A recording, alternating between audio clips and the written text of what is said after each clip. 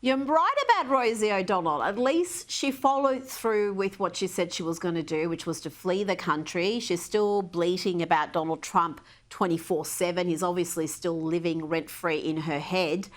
But what about these celebs who campaigned throughout the election season? Bruce was at Kamala's rallies. He sang, he performed, he tried to boost her in whatever way he could. And in the end, she lost comprehensively. Are they ever going to accept that this is the will of the American people? Well, I don't think they will. I mean, I don't understand how they cannot see that over half the country likes Donald Trump. So that means that over half of his fans like Donald Trump. I mean, this is just a harsh reality that they cannot accept. I know the fact that they were all fans. I can guarantee that you can find clips of Bruce Springsteen liking or praising Donald Trump before he ran for president. So it just doesn't make sense. They just need to let it go and just, I would say, go along to just try to make his life better, his fans better. But instead, these people want to constantly fight and fight and fight and defend people like Kamala Harris and Joe Biden, who are, just so incompetent when they were in office. It's really sad, Rita, but that's the Hollywood elite. That's what these musicians, that's why they all stink. And that's why the culture is shifting so dramatically.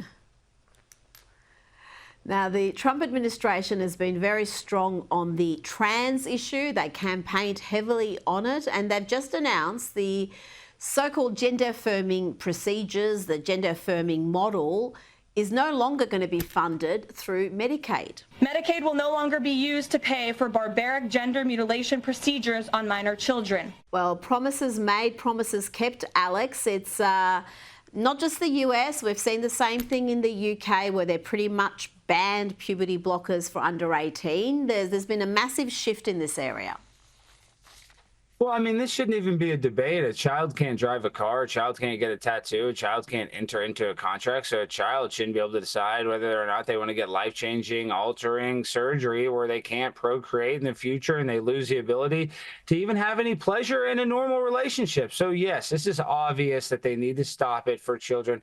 And if you're over 18, listen, I'm not an anti this and that. You can do what you want to do. But for children, no, it is a crime. And I think it should be a crime to tell a child they're born in the wrong body. So this is a serious thing. The Trump administration, once again, another win for the Trump administration.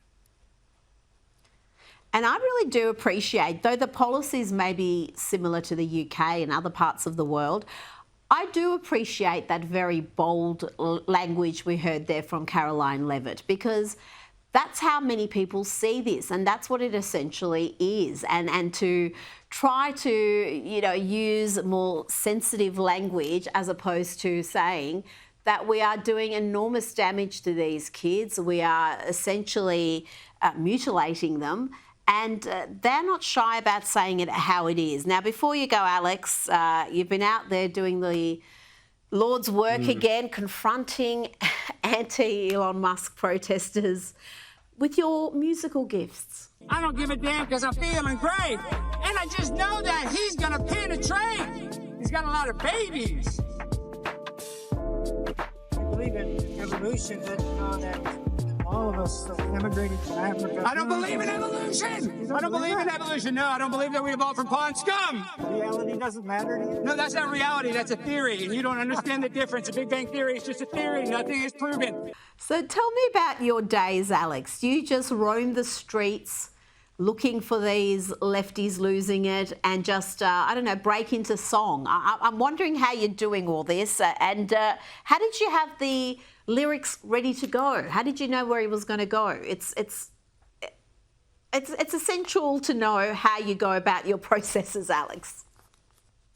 Well, Rita, I'm primetime 99 Alex Stein, the pimp on the blimp, the town hall terror, the #1 city council rapper in the world. So when I go to these protests, Rita, they're there, quite often at that Tesla Cedar Springs service center. So I went out there and I was battling them because they wouldn't talk to me. So I said, hey, let me try to rap them. Maybe that'll make them laugh. And they did laugh. But Rita, I was just trying to out absurd them.